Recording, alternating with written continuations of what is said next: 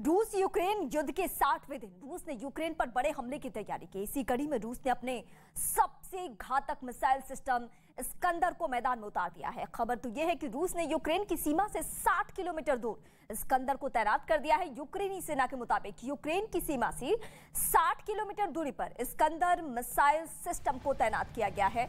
बताया जा रहा है कि इस मिसाइल सिस्टम से कई तरह के हथियार दागे जा सकते हैं। ये मिसाइल 700 किलो विस्फोटक ले जा सकती है और 400 से 500 किलोमीटर दूर तक मारक क्षमता इसकी है, यानी ये वार कर सकती है। तो यूक्रेन की सीमा के पास इस्कंदर।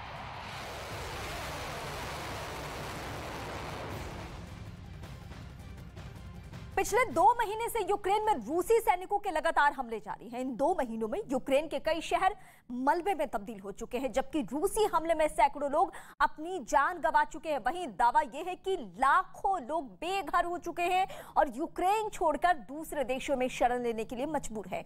वहीं जंग के दौरान रूसी सैनिकों को सभी जगहों पर विरोध का भी सामना करना पड़ा।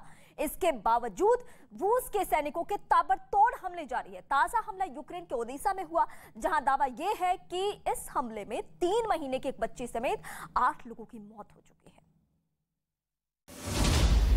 यूक्रेन के शहरों में बमों की बारिश।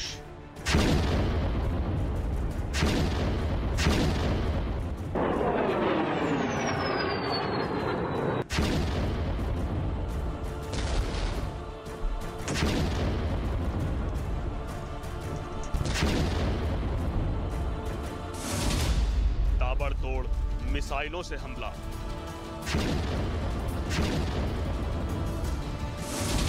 गरजते रूस के टैंक।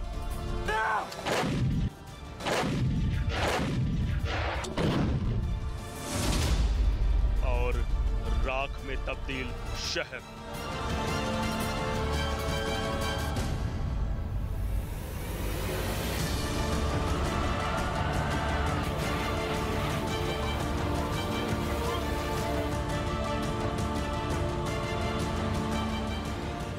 पिछले 2 महीनों से जारी जंग के बीच यूक्रेन ने कभी सपने में भी ऐसी बर्बादी के बारे में नहीं सोचा होगा। खार्किव हो या खेरसॉन, मारियोपोल हो या फिर ओडेसा, यूक्रेन के कई शहरों में रूसी फौज लगातार हमले कर रही है।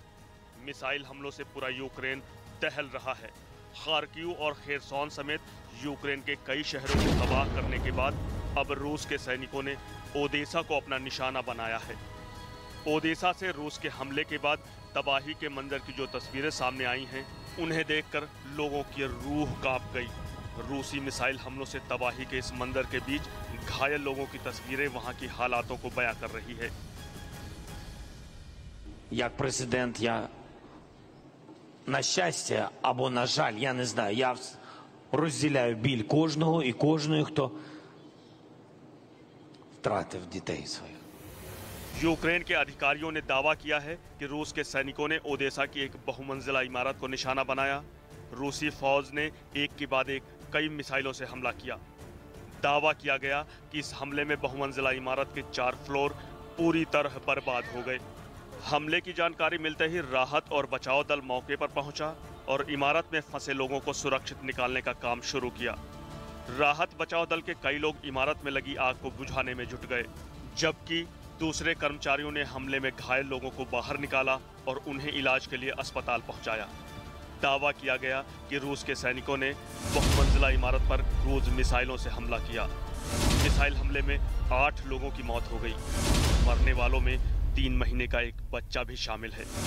हमले में करीब 20 लोग घायल हुए हैं। ऐसा नहीं है कि रूस ने इससे पहले ओडेसा पर हमला ना किया हो, लेकिन दावा किया गया कि रूसी सैनिकों ने पहली बार ओडेसा में किसी रिहायशी इमारत को निशाना बनाया। इस हमले के बाद यूक्रेन के राष्ट्रपति ज़ेलेंस्की ने रूस के राष्ट्रपति पुतिन की कड़ी निंदा की और दावा किया कि वो ऐसे हमलों से डरने वाले नहीं हैं। Боїться моя охорона, скажу вам відверто. І дуже боїться моя сім'я. Це щоб зовсім були відвертими ми. Що стосується продовжити тематику зустрічі з президентом Росії, тому я хочу зупинити війну і її закінчити. Є дипломатичний шлях, є шлях військовий.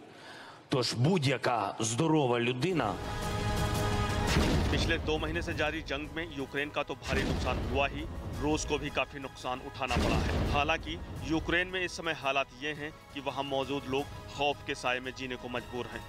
कोई नहीं जानता कि कौन सा बम, कौन सी मिसाइल किस वक्त कहां आकर गिरे और उनकी जान पर बनाए।